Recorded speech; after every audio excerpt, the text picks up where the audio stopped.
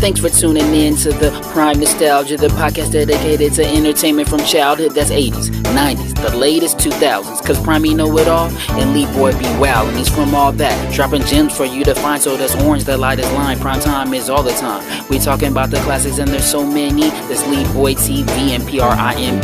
Ow.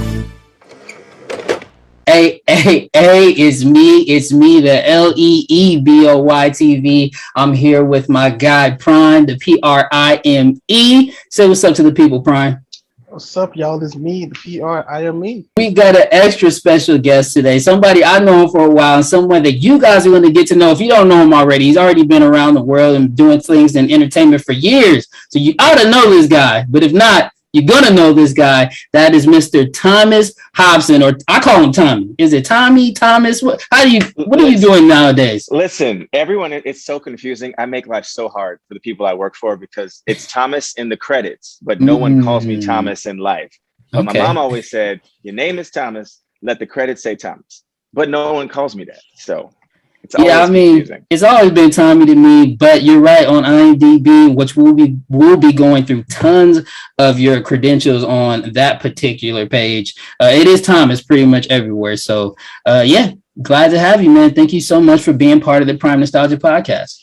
Yep. I'm excited to be here. Hey, Prime, should we just hop straight into it? Because this guy is actually a nostalgia legend when it comes to these TV appearances he has from is it the 90s? It starts in the 90s, right? We didn't go back to the 80s. No. It starts in like 89. Ooh, Lord. Yeah. Look, you didn't age yourself. God damn. Yeah, it's fine. I'm like, it's fine.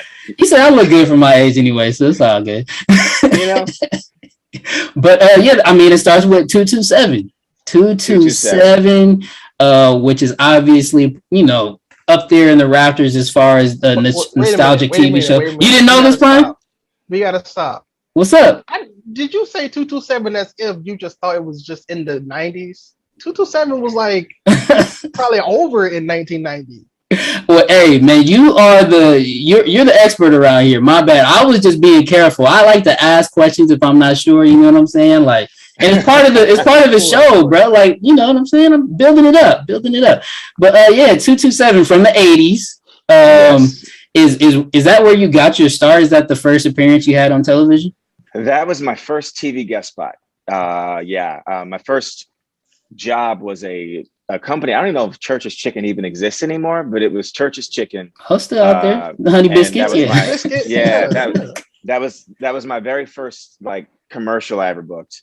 And then I think 227 came maybe like 6 months or so after that commercial.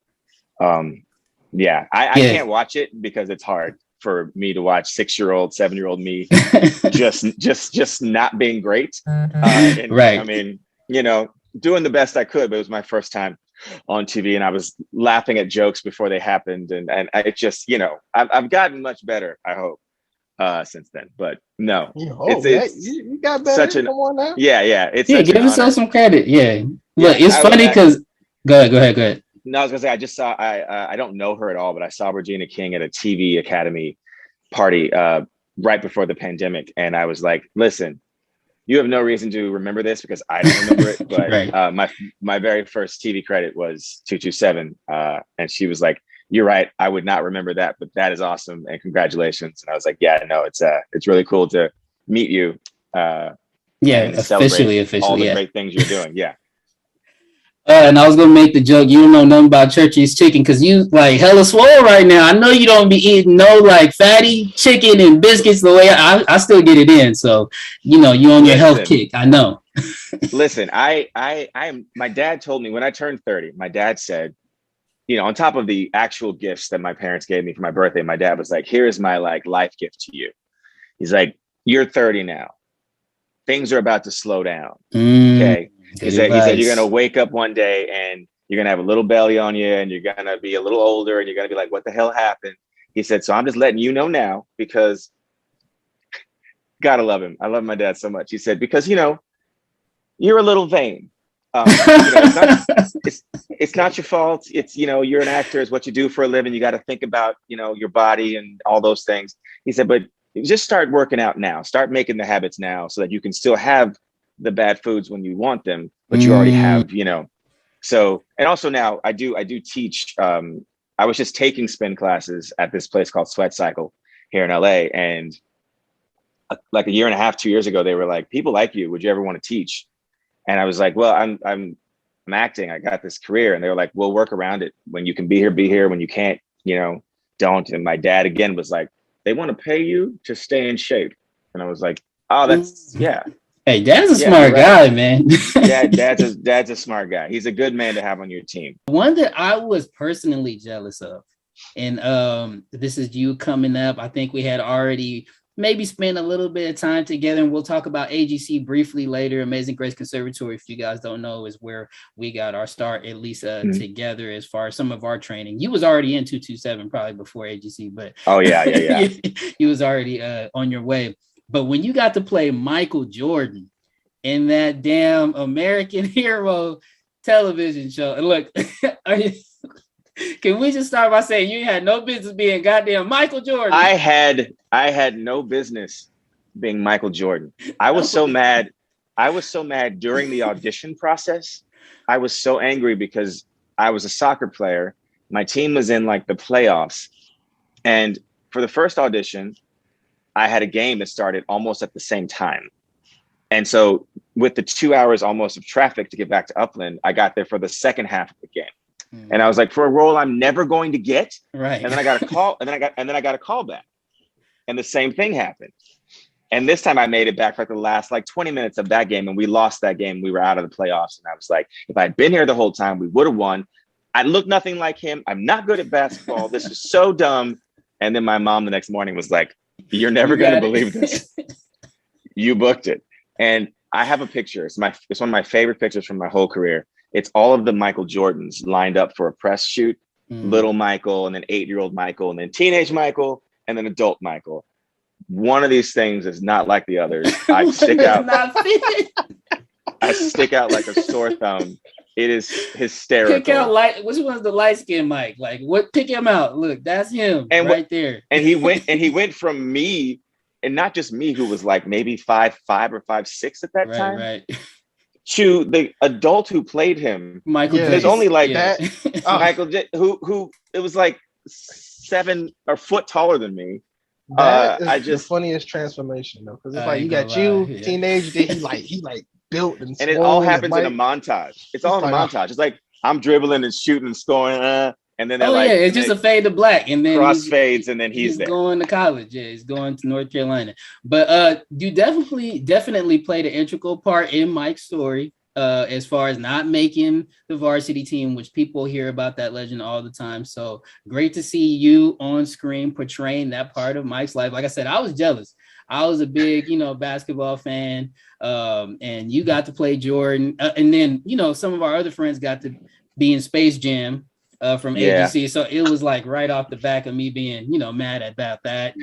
It's always the ones you don't expect to get, right? It's just like, oh, you got it, man. Listen, I really wanted, someone asked me the other day, they said, what's one role that got away from you that you were sad about? And I was like, I can't really, none really. Cause I was so clear that like what was for me was thought of one. Hook. I had like 4 auditions for Hook, and I was sitting in like the hallway with the final round of kids that they were choosing from, and just got so close. And then I had like 3 friends that got it. And I was like, I'm really happy for you. But also like, 10-year-old me was like, but I have to hear your stories about how much fun it was. With Robin Williams on top of it. Yeah. And all I wanted to do was, and I still love that movie to this day, but were you going for Rufio? No, I was going for this guy, I forgot his last name, but his name is Ahmad. And his role, and then there were like 2 other roles, like pretty much any black kid who was in Hook, I probably read for their role. I remember the casting office we did it in. I remember like everything about it because I wanted it that badly. So I get it. Yeah, I definitely have a few roles in my career, quote unquote career, that definitely got away from me. And I remember everything about the audition processes too. Like you never forget those moments. But you've had so much success, moving away from some of the nostalgic television shows. Can we get into Fresh Beat? You ready, Prime? Let's get into Fresh Beat. Yes. What does that mean? So I'm gonna shoot it to you. You got any questions for Fresh Beat, Prime? First of all, can you tell us when you first read about this role? Because it's like an energetic type of thing that you gotta do. So when you first read about this role, what did you think? I'll tell you honestly. I was sitting in a friend's apartment. We were reading Backstage magazine because they used to have auditions on the back page. And at the time, the two people I was sitting with didn't have agents. And so they were like going through and like, oh, there's this breakdown for this Nickelodeon show. They're looking for an open call for singers and dancers who can act and stuff. And I was like, oh, okay.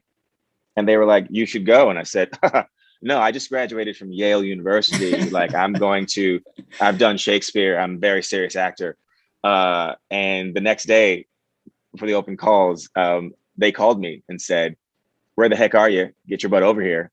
And so I went. And at that point, I just knew that he sang and danced. So I sang a song and left. And then 2 weeks later, I got a packet full of information and sides for a callback, but I was in Hawaii. And the casting director was like, what do you mean you're in Hawaii? I said, well, I had a trip planned to Hawaii. Wait, what do you mean? What do I mean? I'm in Hawaii. Yeah, I was like, I'll be back in 3 days. I'll be back in 3 days. And he said, okay, great. So the fourth day, that morning at 9 a.m., I had to be at the Nickelodeon studios where you used to film all that. I had to be there at 9 o'clock in the morning to do like 10 pages of sides and sing for the EPs. And that's when I really figured out who Shout was. I was like, oh, this is a lot of energy. He's got a lot of energy because the first episode, the pilot episode was Loco Legs, where I spend 30 minutes not being able to stop my legs from moving. And I actually choreographed all of that for my audition and then for my screen test. And then we just filmed that in the show. And I'll tell you, when we filmed the pilot, I was so tired at the end of every day.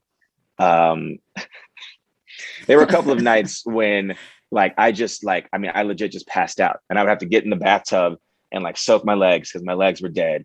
But yeah, so I told people for the years I was on the Fresh Beat band were probably like my least energetic years outside of work. Right. Because it took so much energy to, because you can't be here for Nick Jr., for that kind of energy. It has to be, like, hey, like we're doing this thing and it's great. And that it is great. Yeah. That is when after like 15 hours of that in a day, you're like, all right, man, I'm just cool. I just go, I'm cool. I don't want to talk to anybody. I don't want to do anything. But yeah, no, I had no idea he would be that energetic. And I'm sure that my bosses would say that I did that to myself because I'm also very, I come from a very athletic family. They're all like basketball players and football players and things. And so like, I'm very competitive. So if you give me a task, I'm going to do it at 150% because Amen. If you want me to jump over the couch like this, I'm going to clear it by a couple of feet because that's going to be even cooler. Just wait for it, So yeah, that was Shout. Yeah, Shout. And then I know you guys hit the road. You guys went on a tour, right? And then we did. And what was it like being on tour with the people that you were on the show with for so long? I got to tell you, that was actually one of my favorite things.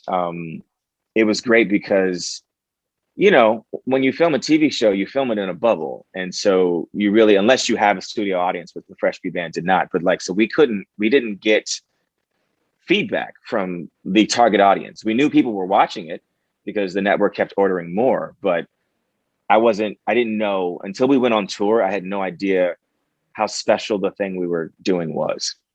We kind of thought, oh, we'll go on tour. Maybe someone will come, maybe not. And then the first tour, I think, sold out in about 30 minutes. And there were like 45 dates. Well, you and they was sold out here. I didn't know all that. I was like, what? Are you kidding? So then they doubled the size of the tour.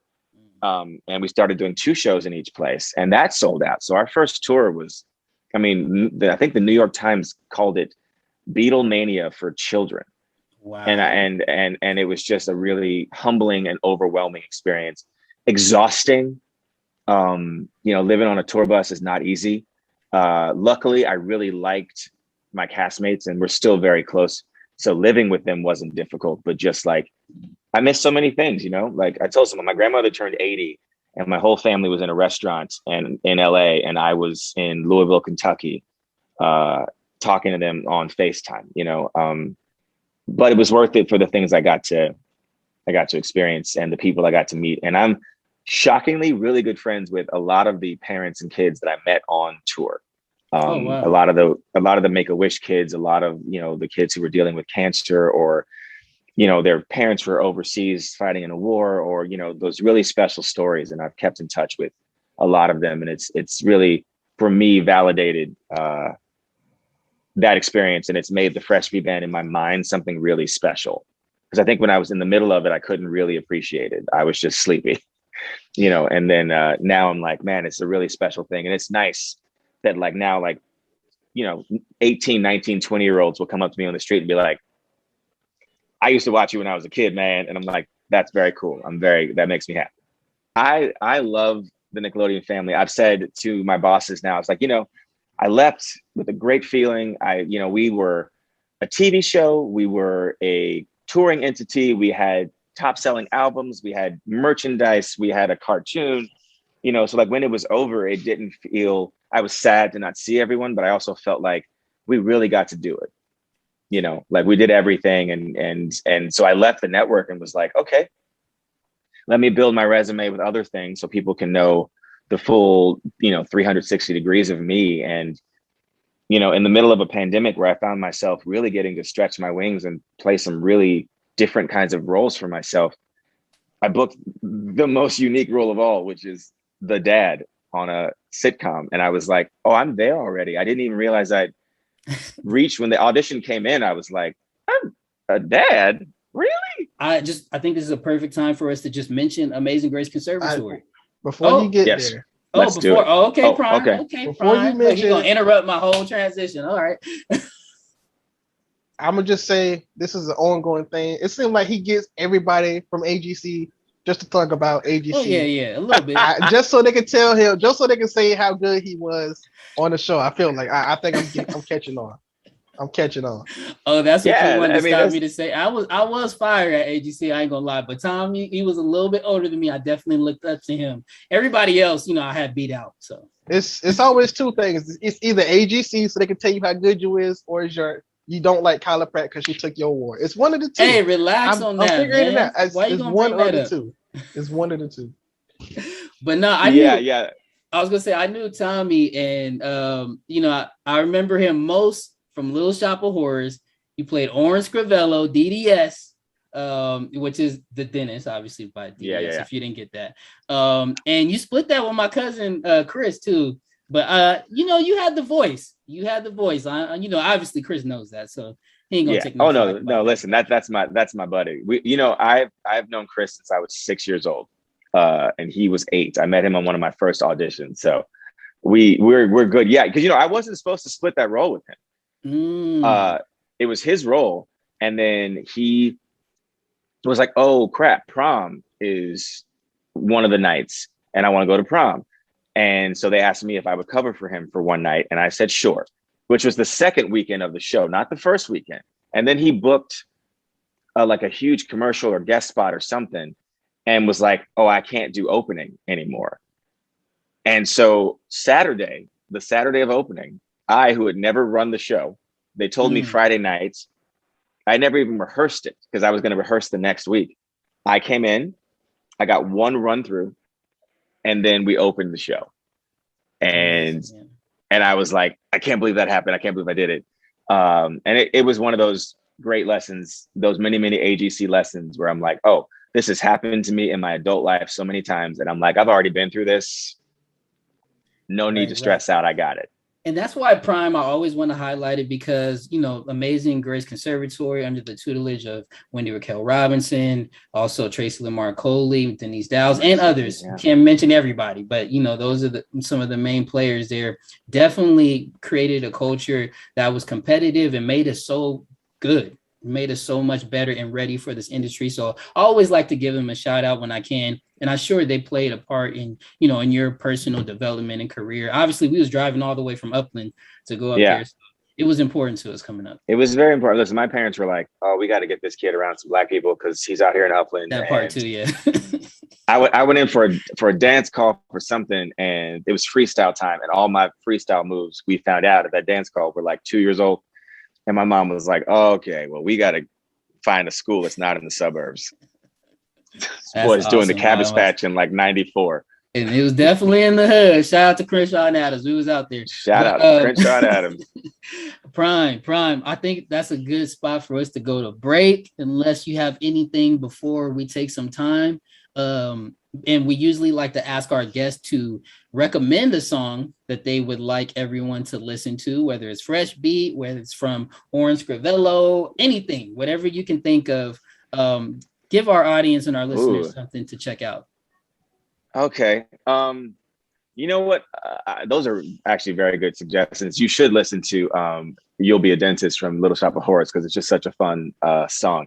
Right now, my favorite song I'm obsessed with right now, this artist named Vincent, Vincint. He has a song called Loving You 88.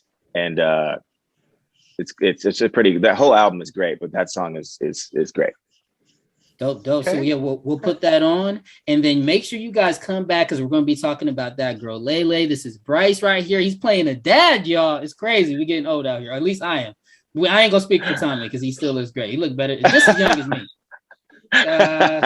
But yeah, we'll be right back right here on Prime Nostalgia Podcast.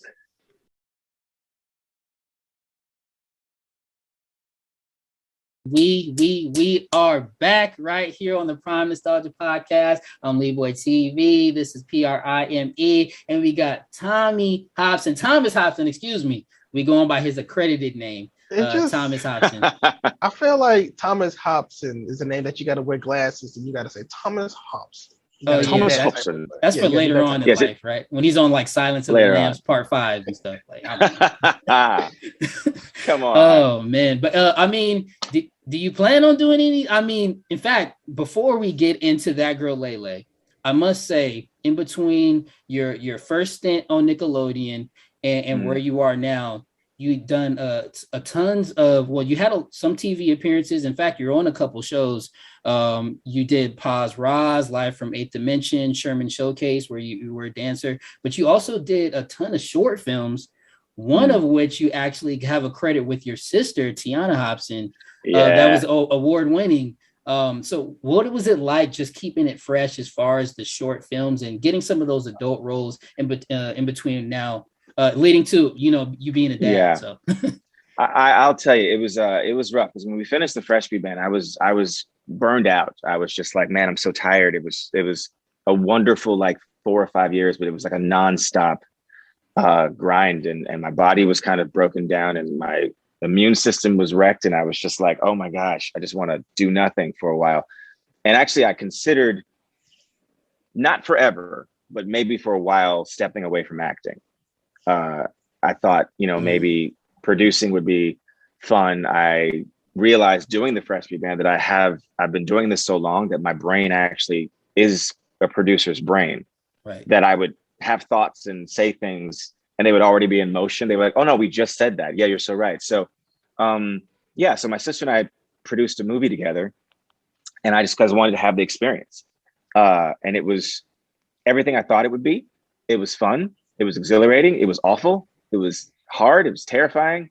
I didn't know if we were going to finish it. Just all these things. And it gave me a deeper appreciation for like even negotiating contracts. I was like, no, yeah, I did a movie once and the answer was no. Like I legit was like, I can't afford anything else. I've given all the money I have. I can't afford, So yeah, and I think that the short films and the indie projects, all that stuff, what it did was it reinvigorated me. It gave me a space where I could try and fail, that like if everyone around me, because everyone was so scared to let me do things. And I was like, well, then fine, I'll go over into this other space and I'll do all the things. And then I'll get the confidence that I can do all those things. And I'll come back to you and we can say, and I said for the whole time between Fresh Beat Band and Lele, my favorite thing was how many producers were like, I cannot believe that you are able to do this project. Like I'm looking at your resume. I'm thinking about you as a human, you as a talent, and I can't understand why you're available for my web series or my, I said, the world's sleeping on me, and until they wake up, this is what I'm going to do. And so during the pandemic, I filmed my biggest movie role ever, which two friends of mine wrote the movie, and they wrote it for me. And then the industry tried to take it away from me to hire someone famous. And then it came back to me because it was meant to be mine. And I spent my last summer last year filming Ghost of the Ozarks with like Tim Blake Nelson and David Arquette and Phil Morris and all these great people. But my name was number one. And I was like, you have no idea the uphill climb to get to this space. And then to, at this point in the pandemic, transition from that serious, gritty piece of work into like this sitcom broad comedy and be a dad. It's everything I've ever wanted. When I left the Fresh Bee Band, when it all ended and they said, okay, we're all done. And I said, thank you so much. This has been great. I just wanted to create a world where everyone would see the full breadth of my talent. Lele is kind of the culmination of that, I think. Pretty much. This show, from what I understand, from what is the promos and everything, I'm going to give a quick synopsis. But before I do all that, this show has magic in it. That's correct. It does have magic in it, yes. It has magic in it. So, can you tell the listeners, is that how that's explained in the show? For you, because little kids and magic, can you just, you don't have to give everything. Well, no, I won't give too much away. But I'll say it's very like in the spirit of like Sabrina the Teenage Witch or the original, not the current Netflix one. Let me be clear about that. The TGIF Sabrina the Teenage Witch. Even like Small Wonder, which was a show in the 80s, early 90s, where like Vicky the Robot, and then Out of This World, where there was a girl who could actually, she put her fingers together like this and she could freeze time. So it's very much so like in the spirit of that. So the basic premise is my daughter has, she's kind of a wallflower, very shy, socially reserved, not the most confident person when you meet her, but she has this positive affirmation app. And the app like gasses her up and gets her ready for presentations and school and everything. And then one night she wishes that the app were real. And, a shooting star flies by and she comes out of the phone ready to live a real life. And so the only person who knows about her is my daughter, Sadie. Everyone else just thinks that she is an exchange student from Houston who we decided to let come live in our house. But yeah, that's how the magic is explained, because she's actually like an app out of a phone that came to life.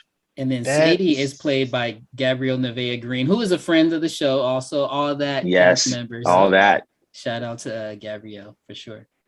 She's so good. She's so good. Like she's just she's such a pro already. Like you just like know that she's got a great head on her shoulders and she's just on her way. And Lele is just a superstar. And it's so funny to think like we watched episode 1 and we watched episode 9 a couple of weeks ago, and just watching the progression between the two as a person who was not an actress, traditionally speaking. And she's become she's hysterical and she's a natural, and it's just magical. And my little son, Peyton Perrine, God, I love that little kid so much. This is his first big TV gig and he's just killing it. And then Caleb Brown, who is our little next door neighbor, Jeremy. I mean, it's just a beautiful little family. And a shout out, of course, to my wife, Tiffany Daniels, who I've known for 15 years. And then I will tell you this, if you have to pretend to be in love with someone, especially during a pandemic, I hope you're blessed to let it be one of your favorite humans on the planet, because it's just easy. Awesome, yeah. Why are you laughing, Prime? Because I was thinking there's so many people that you can hate that you had to be stuck with to be in love with. Yes, and I will not name names, but it has happened. Right. So this is best case scenario. Shout out to Tiffany then, yeah, for making it easy. Yeah. But so Lele is an avatar on the app, and like Tommy said, she pretty much comes to life, which will be explained. I just want to know. Oh, before we get there, I want to say the show does come out Thursday, September 23rd, 7:30 p.m. Now, usually shows come out at 8.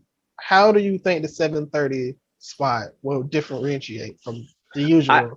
Well, I think Nickelodeon is smart doing that because I think Nickelodeon, because our lead-in show is Young Dylan. Tyler Perry presents Young Dylan.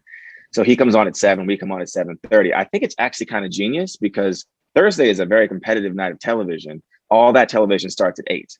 So like even I, as a person who's like an avid fan of Grey's Anatomy, I've seen every episode of Grey's Anatomy. I was like, oh crap, my show comes on Thursday before Grey's comes on. Before, yeah. I can watch my show. So it also feels like because the show is also, our show really is in a really wonderful way straddling the line between like the traditional sort of teenage sitcom on Nickelodeon and like an adult sort of comedy. You know, our writer, David A. Arnold, our creator, really sort of pushes the comedy as far as he can while still respecting the space it's in. So I think it's going to be a great transitional spot. I think 7:30 is actually a really smart time for it to air. Yeah. I mean, and then when you have a talent like Lele, it's important that comedy is definitely input in there because I mean, I remember just seeing her on Wild 'N Out when she told, "Oh, y'all worked for Nick," and I was like, "I work for me and y'all work for Nick." I was like, "This girl is a star," and ironic now because she works with Nick. And from what I understand, they work with her on our music and also her products and other programming. So, you know, it's just great that she gets this spotlight and then you guys get to support her. And I'm just excited to see it. So make sure you guys go check that out on September 23rd, 7:30. I tell people that they're basically like, it's like, we're like Fresh Prince of Bel-Airing Lele. And I think it's lovely. She's so deserving of it and ready for the moment, which is really, really awesome. You know, I'm thinking I can't get it because when you was explaining it, it reminds me of a show, but I can't think of what show it is. But it just where they took in the guy, they took in the kid. Oh, is it Alan Strange? Is that Alan Strange? Is it? I would say is Alan Strange a little bit like Alan Strange. A little bit because he's an alien, comes from out of nowhere, and he gets adopted into a family, and he has all these powers. So yeah, I could give you that. I could give you that. Shout out to Nickelodeon for the classic. Yeah, I was just thinking Alex Mack too. Like she had powers, right? Mack, she had powers. I was thinking of that too when you said Sabrina and all the others. I was like, oh, Alex Mack, she had powers as well. So and I love that they're reviving it in, you know, with this urban feel because Lele, I mean, she's it. She's definitely the one to follow right now, especially for the little ones. And like you said, perfect time so we can watch what we want. The kids can watch what they want. We hop into what we want at 8. I think Nickelodeon was smart about that. And then can you talk about having Will Packer on the producing side as well? What a crazy honor, right? Like he's such a great dude. We have not gotten to meet him yet because of COVID. But you know, we've talked to him through Zooms and you know, he's watching our run-throughs and very, very, very he's loving the show. And it's just really exciting to be in his camp because I'm such a huge fan of what he does. And so it's like like all these extra cherries on top of this already wonderful cake. Because I just thought initially, I was like, I love my boss. David A. Arnold is amazing. And you know, we got John Beck here and Ron Hart who do other Nickelodeon shows and Fuller House and stuff. And they're great. And I'm like, also, I work for Will Packer. That's crazy. Like Will Packer knows who I am. And that blows my mind. And I can't wait we were both in Miami last week and I was there for a family wedding. And I saw him on one of his, this lady, Shayla, who works for him and works with us. I saw her Instagram story and I texted her and I was like, man, I'm here in this bubble for a wedding. I want to hang out with you guys so I can meet Boss Man. So it's coming. Now, I just want to know from everything that you've been doing up to this point, what can we expect from Bryce? Listen, Bryce is, I'll tell you, Bryce is he's David A. Arnold, the creator of the show. Like he's definitely got David running through his blood. And I love David, and it's such an honor to be the person he chose to be in this space. He's also my dad. My dad is so lovable and also has like this very dry sense of humor that like we just get and love so much. And since I'm not a dad yet in real life, you know, I'm pulling on the fathers that I know. And so Bryce is just, I mean, he is not afraid to be silly, to laugh at himself. He loves the crap out of his kids. He loves the crap out of his wife. He's a jingle writer. He and his wife write commercial jingles, which I feel like is just like in the multiverse of Nickelodeon, somewhere Shout, graduated from music school and moved on from the Fresh Beat Band and is now married with kids writing jingles somewhere, but yeah, no, he's just, I really, really love him. Playing him makes me feel good.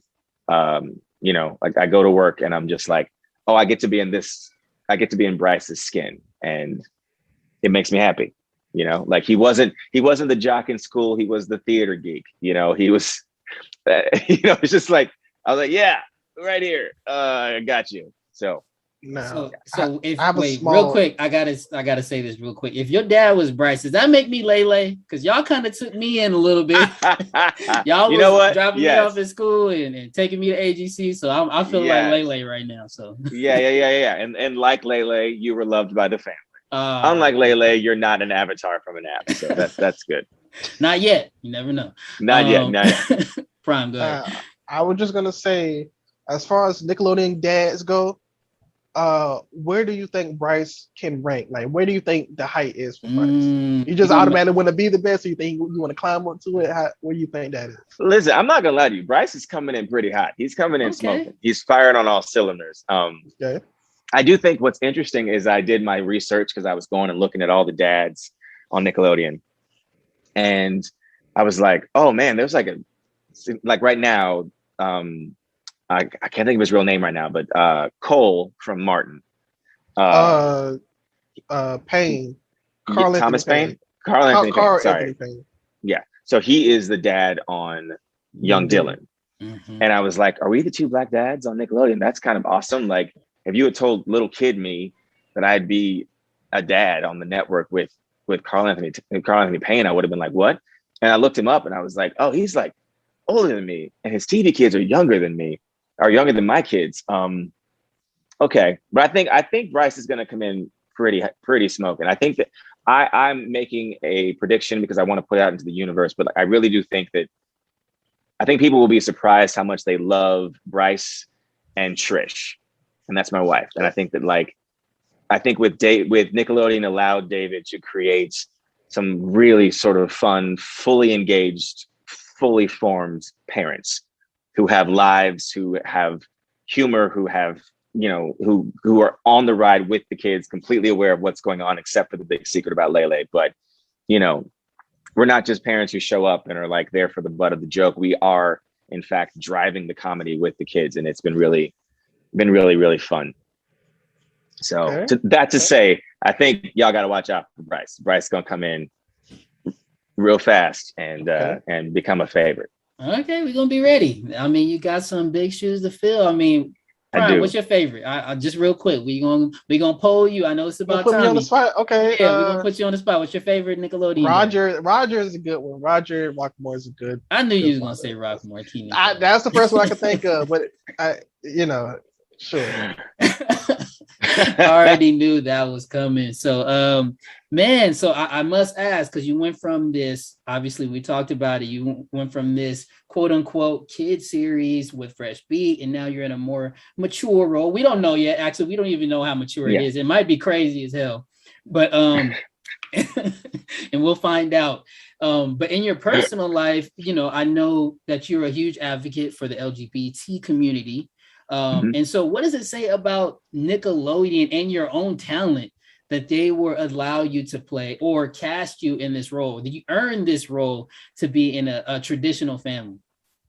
Yeah, we talked about it, David and I, a couple of weeks ago, and I was just telling him that it's not lost on me that, none of that comes up in the audition process. So it's not like, they were like, check box here if you are on the acronym. And I was, but I made a vow to myself actually during the Fresh Beat Band, the season 1 of the Fresh Beat Band. I was young. I was 24, 25. And I was just so excited to have a show and so scared because I was only recently really out to people. And I just didn't know if that would impact the show. And then season 2 of the Fresh Beat Band, I came back and I was like, okay, I'm spending way too much time with you all to not be honest about who I am. And so from that point on, I made the vow that the talent will speak for itself.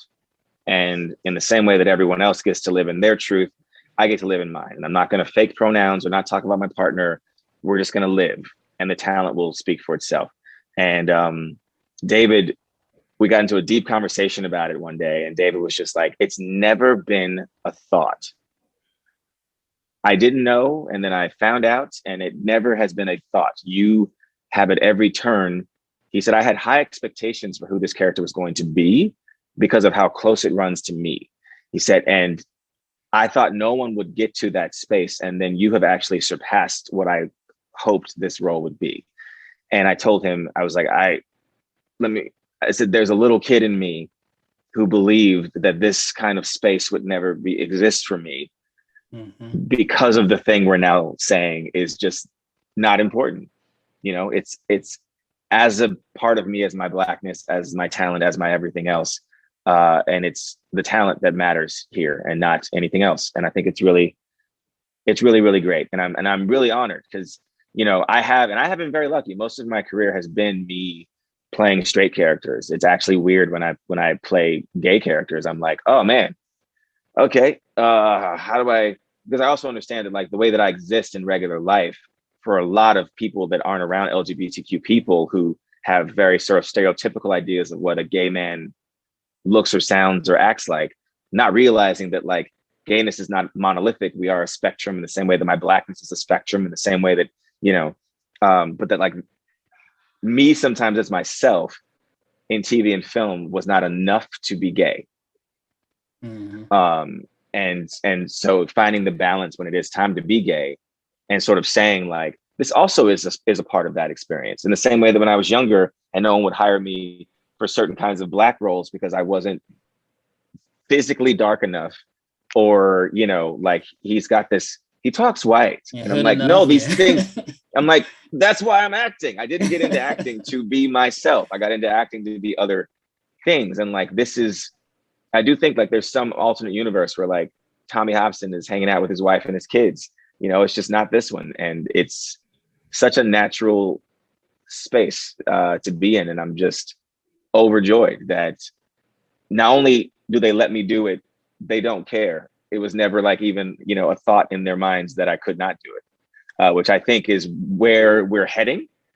And I'm so happy that like we're getting there, because I don't think 10 years ago, you know, it would have been such a casual sort of, you know, thing, you know. But I will say, to their credit, in 2008 when I booked, 2009 when we started filming season 1 of the Fresh Meat Band, the PR person pulled us in for like our little 101s and said, is there anything we should know? And I told them, I said, well, I'm gay. I have a partner. We've been together at that point for however many years now. It's like 15, almost 16 years.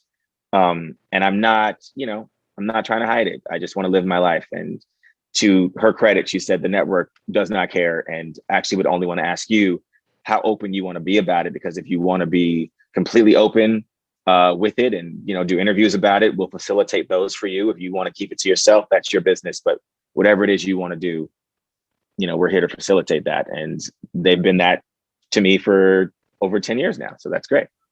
Yeah, that's great, man. And that's why I just wanted to make sure I got that question in, because I think it's important to highlight that, you know, well, you are an example. You get to be part of that history, especially with the network. And so kudos to the network for being so open and really even promoting, you know, equality in that way. And then kudos to you just for being yourself, man. I always appreciated that and the strength that you have just to be Thomas, you know. So much love there. I appreciate that, man, because you were there for some of the hard times of it, you know, as everyone tries to figure out who they are. And I will say, I look at the world now and I'm there's so much bad going on, but also like there's all this goodness. And like, I'm just really excited. I meet so many.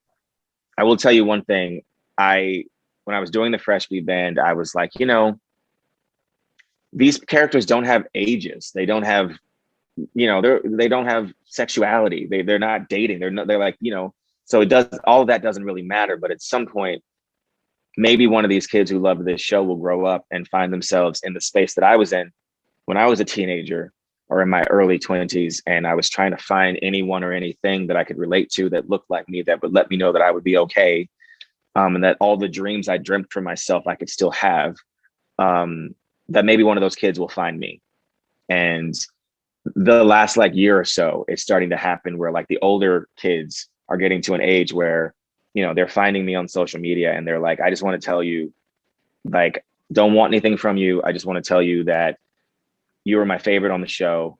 And I never really understood why. And then I thought about you the other day. I did a deep dive on you and I was like, oh, that was it. Like I felt something in him that connected to me. And now I can look at this person I admire and, you know that I'll be okay and know that like there's someone out there doing big things, you know, who's like me. And I think that's really great.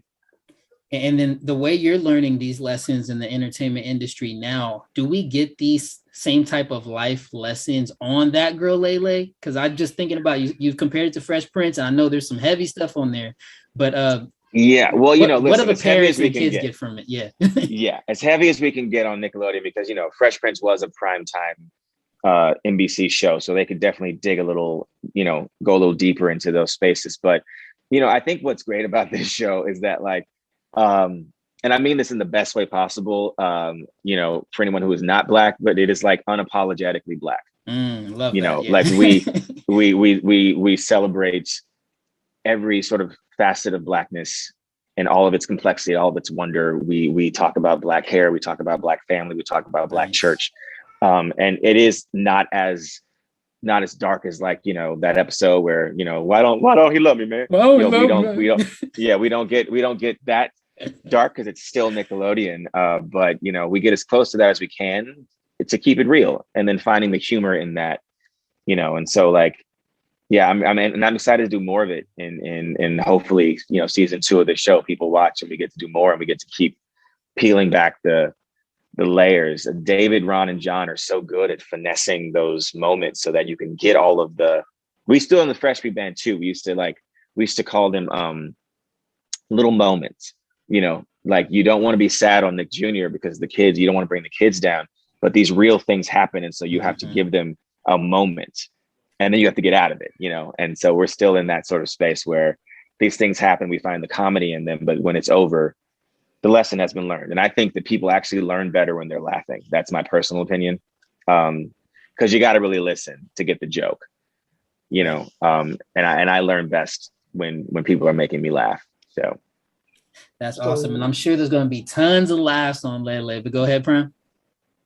I was going to say, from meeting everybody to the table reads to the first episode to if y'all still shooting on y'all last shot, when did the chemistry click?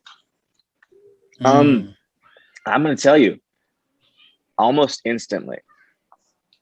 You know, we did the screen test like this on Zoom because COVID. So, you know, I'm in a box with my wife, you know, with you know, one of the 3 wives I went in with, and then the 2 kids had already been hired.